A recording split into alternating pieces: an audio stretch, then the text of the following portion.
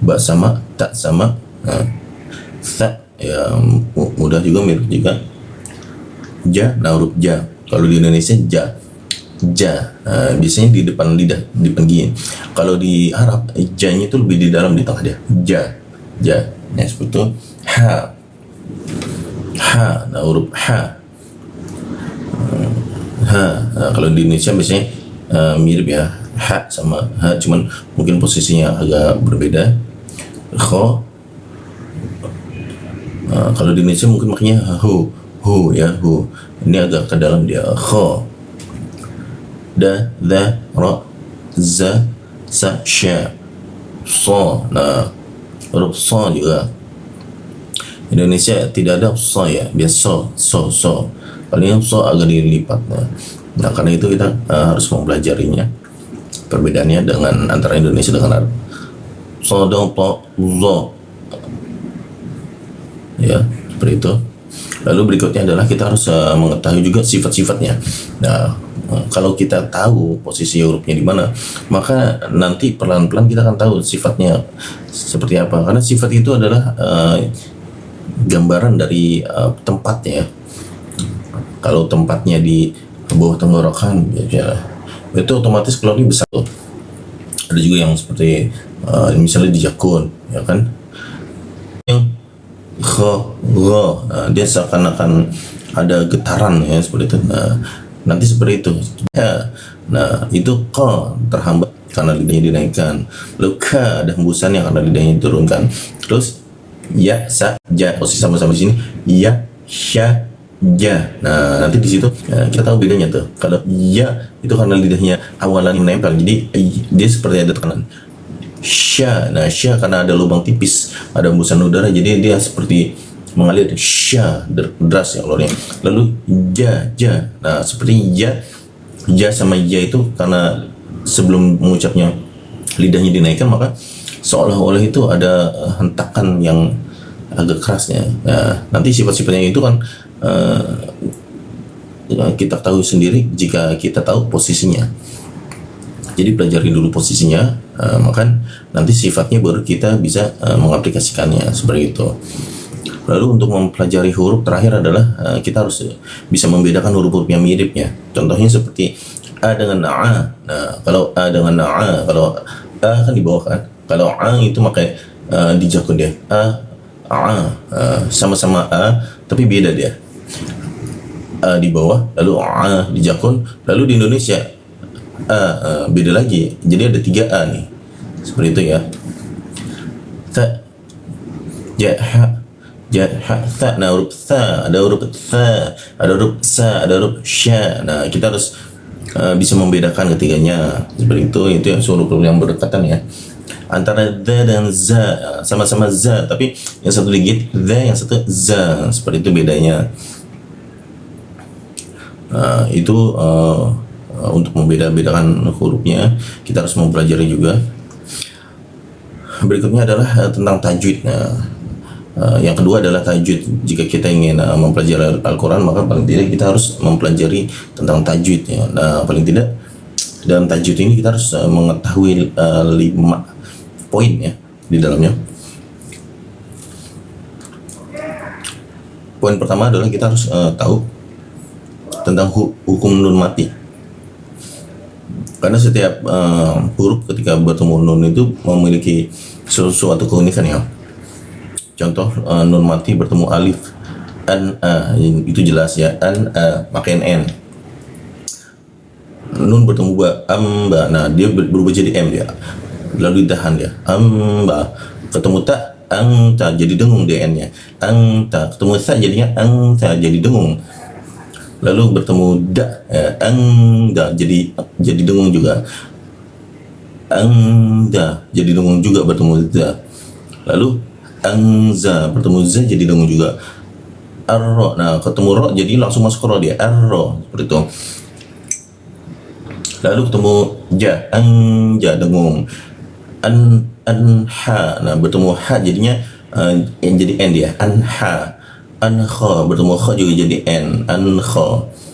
Lalu anta, anta jadi dengung dia, dengung karakter dia. dengan juga bertemu za. Nah seperti itu. Jadi kita harus mempelajari hukum nun mati bertemu huruf-huruf berikutnya berubahnya seperti apa. Nah, lalu berikutnya adalah poin yang keduanya itu mim mati.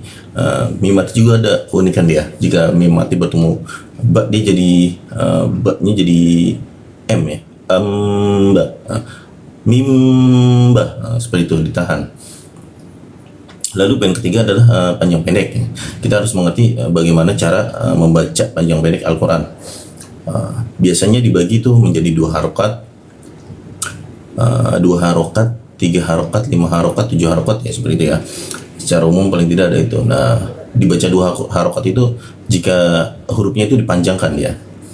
A, I, U seperti itu biasanya bertemu A, I, U. Kemudian berubah menjadi 3 harokat ketika bacanya itu didengung dan ditahan ya. Contohnya nah itu dibaca 3 harokat seperti itu. Lalu kalau ditahan ya, misalnya mim bertasjid atau nun bertasjid itu ditahan 3 harokat juga baca mim seperti itu yang 3 harokat. Lalu ada juga yang 5 harokat ya. Nah 5 harokat ini jika ada tanda panjang bertemu hamzah maka muncul bendera. Nah setiap tanda yang muncul bendera itu dibaca 5 harokat. Ada yang 5, ada yang 6 seperti itu. Lalu yang terakhir adalah 7 harokat yang paling panjang. 7 harokat yang paling panjang itu dibaca pada huruf-huruf khusus, biasanya di awal-awal seperti alif lam mim ya kan. Nah jika ada huruf yang seperti itu maka dipanjangkannya bukan 5 atau 6 harokat ya, tapi dibacanya 7 ya, dibaca panjang. Misalnya alif lam mim seperti itu ya, baca 7 harokat. Lalu poin keempat adalah dalam ilmu tajwid itu tentang qalqalah atau huruf yang memantul ya. Contoh huruf yang memantul itu seperti aba, aja, ata, auto, aqa, seperti itu ya.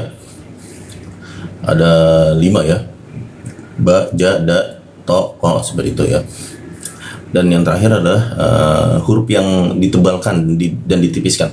Nah ada 2 huruf yang ditebalkan dan ditipiskan. Yang pertama adalah huruf lam ya, lam sama ro. Nah ketika lam pada tulisan Allah ya, Allah seperti itu agak tebal ya. Nah Allah, ar-ra, nah seperti itu. Lalu jika tipis kapan? Ketika jadinya i dia, illa, irra, seperti itu. Nah paling tidak dalam ilmu tajwid itu ada 5 poin yang harus kita ketahui agar kita bisa membaca Al-Quran yang lebih sempurna. Nah dua hal inilah, 2 ilmu inilah yang wajib kita pelajari ya jika ingin lancar membaca Al-Quran, yaitu mengetahui tentang huruf dan tentang tajwidnya. Lalu yang ketiga adalah kita mempelajari tentang bagaimana cara melakukan Al-Quran. Nah, ini lumayan cukup penting walaupun tidak sewajib yang sebelumnya ya. Tapi ini juga lumayan harus kita pelajari. Mengapa? Karena nanti berhubungan dengan panjang pendek. Yang terutama seperti itu. Jika panjang pendeknya kurang tepat maka bisa merubah huruf juga. Nah, seperti itu. Pertama dalam melakukan kita harus mempelajari tentang agar mempermudah ya, bagaimana cara merubah harokat itu berubah ke ketukan. Karena dalam lagu itu yang digunakan itu ketukan. Nah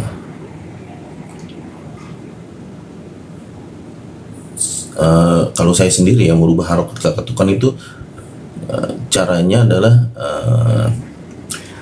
saya membuat 3 ketukan yang paling tinggi itu 3 ketukan, 4 ketukan. Huruf 2 harokat itu setengah ketukan dia ya, setengah ketukan. Kalau dengung itu 2 ketukan dia, ing seperti itu, ing. Nah untuk dengung 2 ketukan. Untuk yang tanda bendera ya, bendera maka digunakan 3 ketukan. Kan kalau yang Kalau dengung ya, dengung itu kan kalau pakai harokat antara 3 sampai 4 harokat. Tapi kalau pakai ketukan jadi 2 ketukan dia.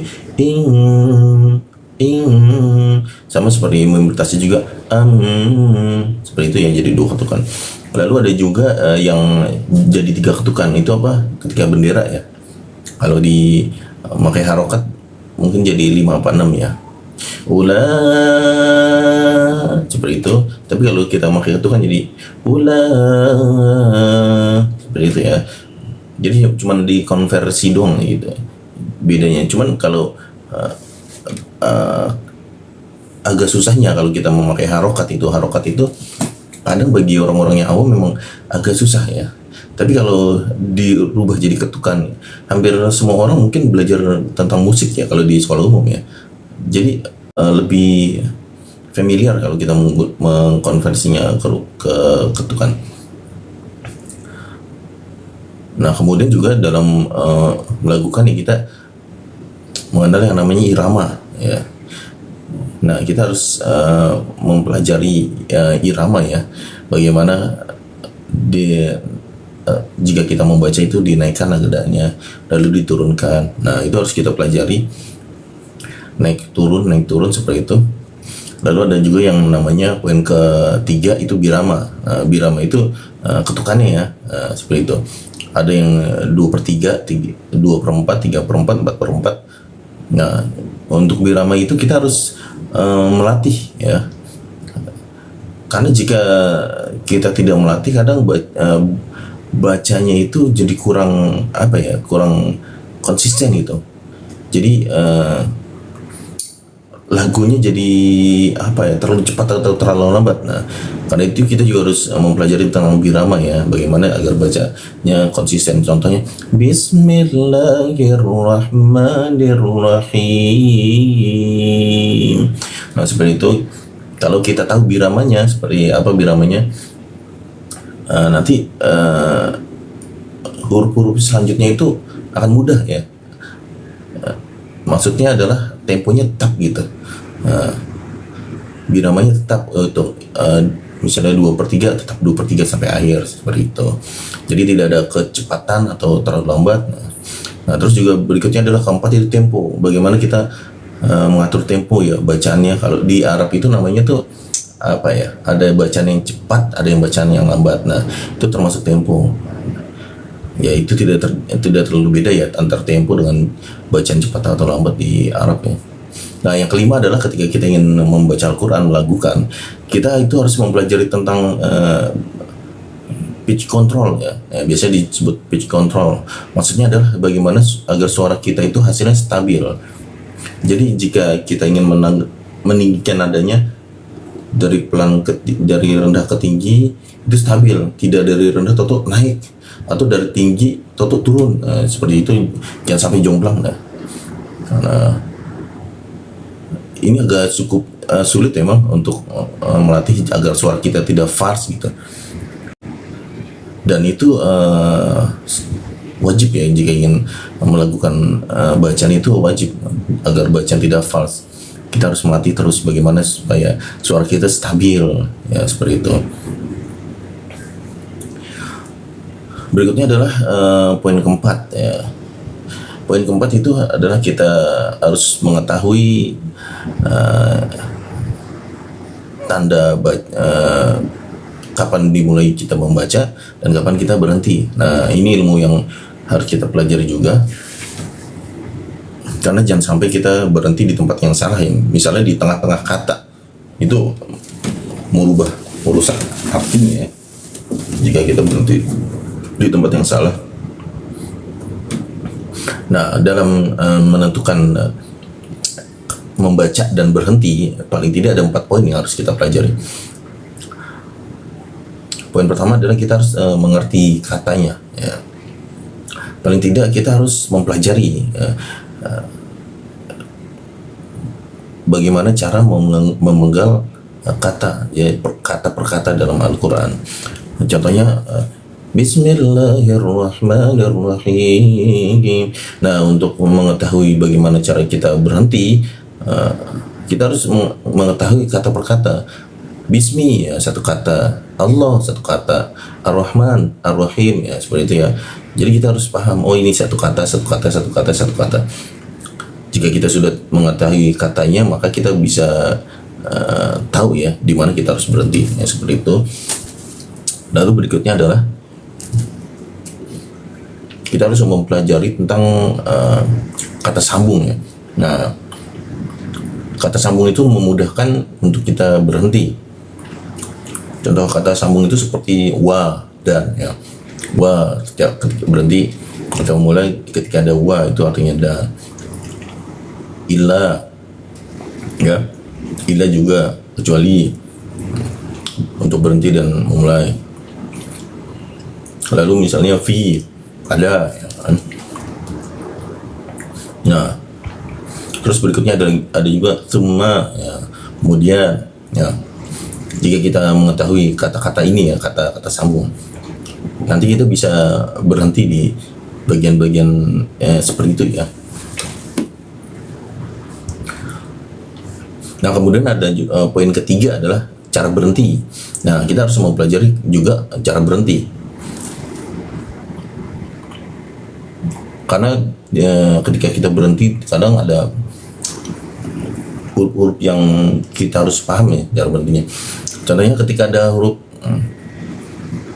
H, di atasnya ada titik ya. Ketika berhenti kalau dibaca itu jadi tak, tapi kalau berhenti kita jangan pakai tak, tapi jadi H. Nah, seperti itu. Berhentinya jadi H.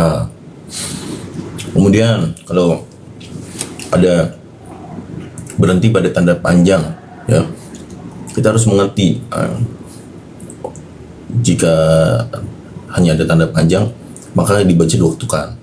Tapi jika di tanda panjang itu setelahnya ada hamzah, maka kita harus membaca itu benderanya harus ikut kita baca juga seperti itu. Kemudian ada juga yang kata-kata khusus, misalnya kata-kata khusus itu berhentinya tuh ada tanda sin ya. Contohnya ilaman. Nah, man ro itu ada tanda sin. Kita jangan ketika berhenti di situ itu bukan berhenti panjang ya, tapi berhenti sebentar saja. Jangan sampai menarik napas ya. Ilaman ro seperti itu ya. Beda dengan yang panjang ilaman, misal man. Nah, itu berhenti panjang. Tapi kalau ada tanda sin ilaman ro seperti itu ya, berhenti sebentar. Lalu bagaimana ketika ada pantulan ya, aba, berhenti aba, lalu tiba-tiba ada juga yang ada tasdidnya misalnya, maka pantulannya itu ditahan, hab, contohnya seperti itu. Kemudian poin keempat, nah, bagaimana cara kita memulai membaca. Nah, ketika memulai membaca juga kadang ada kata-kata unik ya, seperti aladzi. Nah, aladzi itu kan di huruf alifnya itu tidak ada tanda, biasanya ada pala shot ya. Nah, jika tidak ada tanda tapi ada pala shot seperti itu, cara membaca adalah setiap ada huruf yang alif bertemu lam atau al itu selalu dibaca a dia. Jadi al selalu dibacanya al. Alladzi, Allah. Ya, seperti itu ya. Setiap ada huruf alif dan lam itu selalu jadi al. Kemudian ada juga yang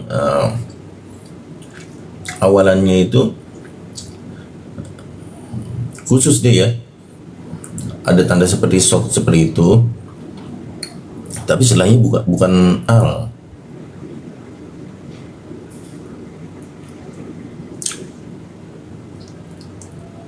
Ini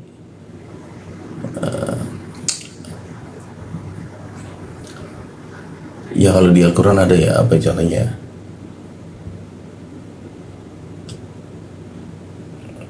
Ya intinya ada huruf-huruf juga yang harus kita pelajari untuk cara memulai membaca. Dan itu juga penting ya, karena jika kita salah membaca itu salah arti juga. Ada yang jika contohnya apa ya,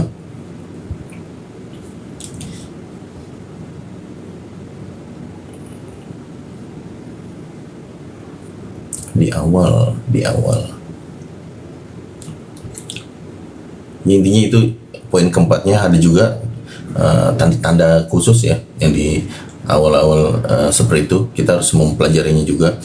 Itu poin keempatnya. Lalu kita masuk ke ilmu kelima yang harus kita pelajari jika ingin membaca Al-Quran ya. Ilmu kelima itu adalah tartil. Bagaimana kita tartil dalam membaca Al-Quran. Nah, untuk tartil, hal pertama yang harus kita lakukan adalah kita harus menguasai keempat poin yang sebelumnya kita pelajari, yaitu kita harus mengerti tentang hurufnya, tajwidnya, lalu cara melakukannya, lalu tanda berhenti dan memulainya. Nah, jika kita telah mempelajari keempat hal ini, lalu kita praktekkan, nah bacaan seperti itu sudah tartil, tergolong tartil ya. Ketika kita mempraktekkan ke empat ilmu tersebut, maka itu bacaan kita sudah dikatakan dengan tartil. Kemudian dikatakan tartil adalah jika kita salah dalam membaca ya, maka kita harus mengulanginya. Nah seperti itu, maka bacaan seperti itu dikatakan tartil ya. Jangan ketika kita salah membaca dilanjut saja.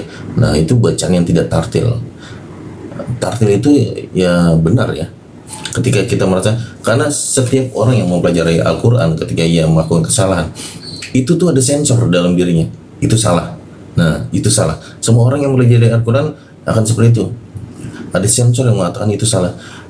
Namun kadang diri kita sendiri yang mengatakan sudahlah biarin gitu kan, udah ya biarin aja. Nah ketika kita membaca seperti itu ya, itu bacaan yang tidak tartil ya. Yang tartil itu harus mengulang jika kita merasa oh ini salah, maka kita ulang seperti itu. Lalu yang poin ketiga dalam membaca tartil itu adalah harus bersabar. Kita harus bersabar dalam mempraktekkan poin-poin tersebut ya. Contohnya bersabar itu ketika ada dengung ya kan, kita harus tahan tiga harokat atau 2 ketukan ya.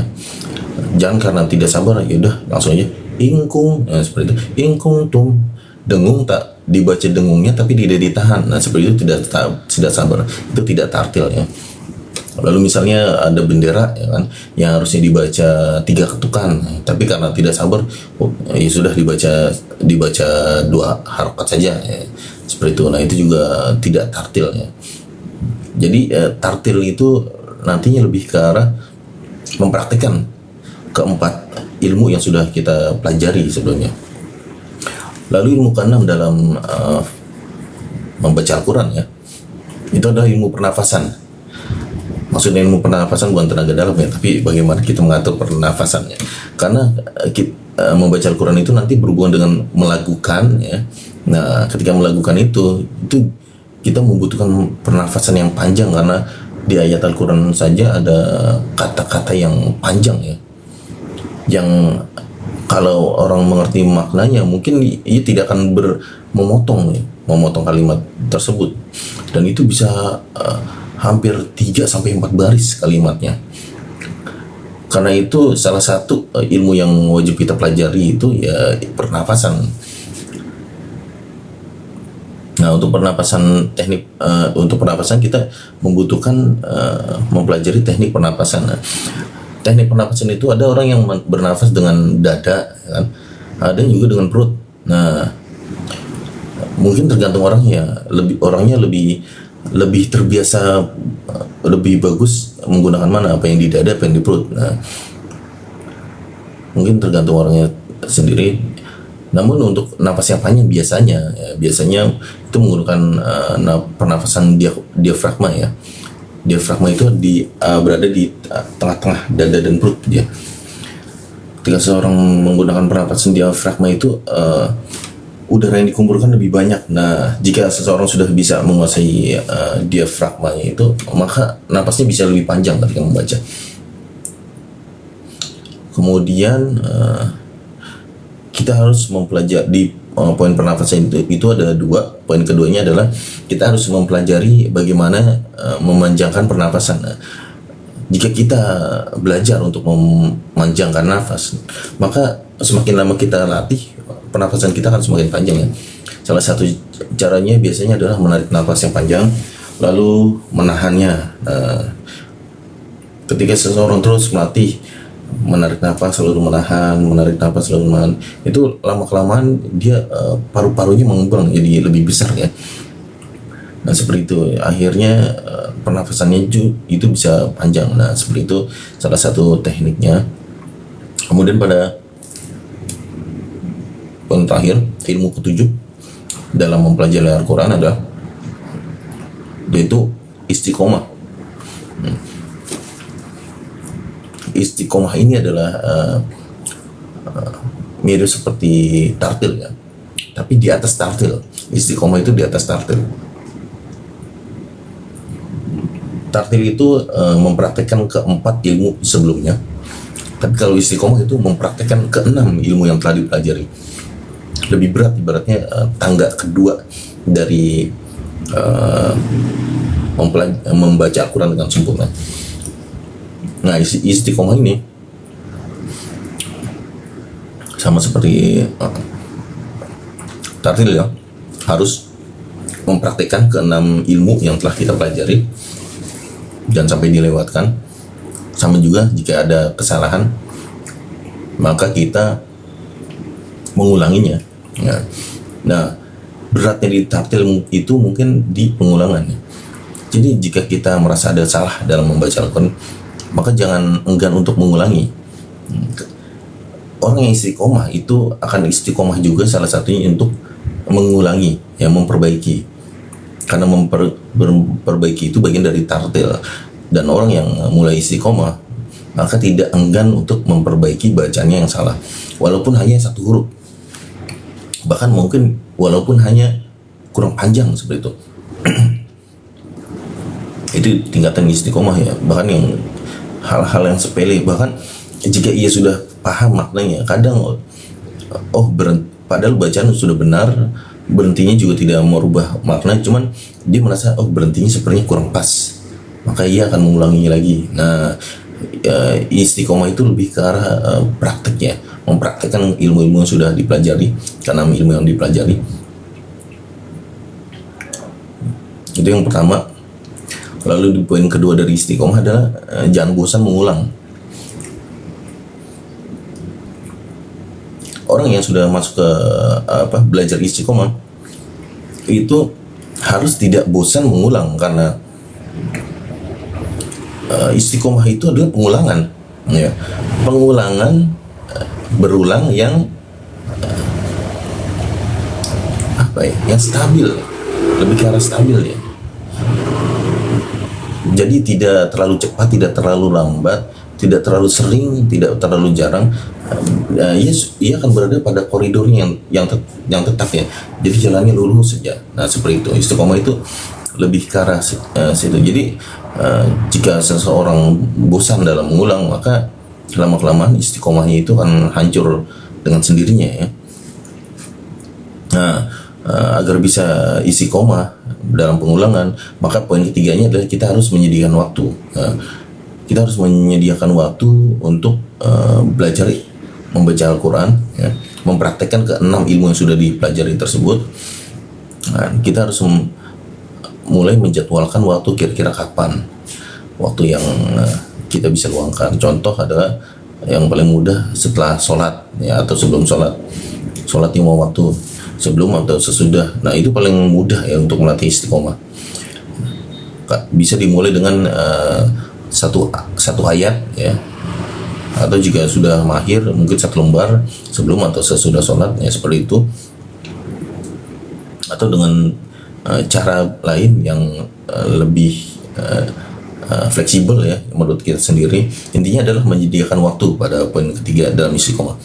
Dan poin yang keempat dalam istiqomah itu adalah kita harus membaca one day one juice ya. Kenapa harus membaca one day one juice? Karena di hadisnya jelas ya, Rasul itu memerintahkan kita itu membaca Al-Quran tuh menamatkannya paling tidak itu 40 hari, minimal 40 hari. Kenapa? Karena nanti berefek. Orang yang bisa menghatamkan Al-Quran dalam 40 hari itu ilmunya akan bertambah dia. Ilmunya akan bertambah. 40 hari pertama dengan 40 hari kedua itu kan memiliki perbedaan dia, lebih mahir dia dalam membaca Al-Quran. Tapi jika orang yang mempelajari Al-Quran itu kurang dari menghatamkan Al-Qurannya kurang dari 40 hari, itu biasanya di 40 hari, bukan 40 hari ya, hatam antara hatam pertama dengan hatam yang kedua itu bacanya sama saja, tidak ada perubahan, seolah-olah tidak berpengaruh ya. Dia sudah membaca, menghatamkan, tapi kok begini aja bacanya, tidak ada perubahan, tidak pinter-pinter seperti itu. Nah, itu salah satu efek jika kita tidak menghatamkan Al-Quran 40 dalam waktu 40 hari ya. Karena menghatamkan Al-Quran dalam 40 hari itu seperti kita belajar. Nah, belajar yang efektif ya waktunya segitu, maksimal lah. Lebih cepat ya lebih bagus. Ada juga yang 30 hari atau seminggu, nah seperti itu. Tapi ada larangan jangan menghatamkannya dalam waktu 3 hari. Kenapa terlalu cepat? Ketika seorang menghatamkan dalam waktu 30 hari terlalu cepat, itu apa ya? Ya ada efeknya itu. Efeknya itu biasanya akan ada kesalahan-kesalahan ya di antara 6 poin 6 ilmu yang dipelajari, itu akan ada kesalahan, entah itu panjang pendeknya kurang atau dengungnya kurang. Karena kalau membaca terlalu cepat kadang ada kesalahan itu diterobos saja, seperti itu. Jadi maksimal ya, bagusnya maksimal menghatamkan Al-Quran itu maksimal itu seminggu sekali, maksimal. Nah, bagaimanakah cara itu? Kan tadi teori ya. Teori mungkin agak susah, agak berat gitu. Kita mungkin agak harus menghafal. Nah, agar mempermudah di channel ini harus mengaji ya. Ada program yang namanya tanpa teori ya. Jadi ketika kita mengikuti tanpa teori itu sudah termasuk teori-teori di dalamnya. Kita tidak sadar itu mempraktekkan ke 7 poin ilmu yang sudah kita pelajari ya. Insya Allah akan diupload setiap harinya ya. Nah, dengan seperti itu kita akan mendapatkan ke 7 poin ilmu ini yang telah kita pelajari dengan kita mengikuti tanpa teori. Dan itu lebih mudah ya daripada menghafal ke 6 ilmunya lalu kita praktekkan sendiri, itu jauh lebih sulit ya. Nah, kalau kita mengikuti tanpa teori itu cukup mendengar, mengikuti. Nah, insya Allah jika istiqomah mengikuti ya, itu setiap hari akan ada perubahan. Oh, ini. Nanti secara otomatis alam bawah sadar kita itu merubah cara kita membaca Al-Quran dengan sendirinya. Seperti itu ya. Dan yang harus harus digarisbawahi adalah ketika kita belajar itu harus istiqomah. Mungkin kita bosan ya, suatu ketika akan bosan. Nah, jika kita belajar istiqomah, contohnya misalnya mengikuti kajian tanpa teori setiap hari, meluangkan waktu seperti itu. Nah, insya Allah itu istiqomah itu akan berbuah ya. Karena saya sendiri yang membuat videonya itu merasa ya, setiap kali membuat video itu ada perubahan. Ada perbaikan, ada perbaikan. Nah, insya Allah jika yang mendengarkannya juga mendengarkan, mempelajari bersama secara istiqomah, insya Allah akan mendapatkan perubahan dalam membaca Al-Quran. Seperti itu. Oke. Break time kali ini kita akhiri. Semoga bermanfaat. Mohon maaf jika banyak terdapat kesalahan dalam pengucapan atau penyampaian. Wallahu a'lam bishawab. Wassalamualaikum warahmatullahi wabarakatuh.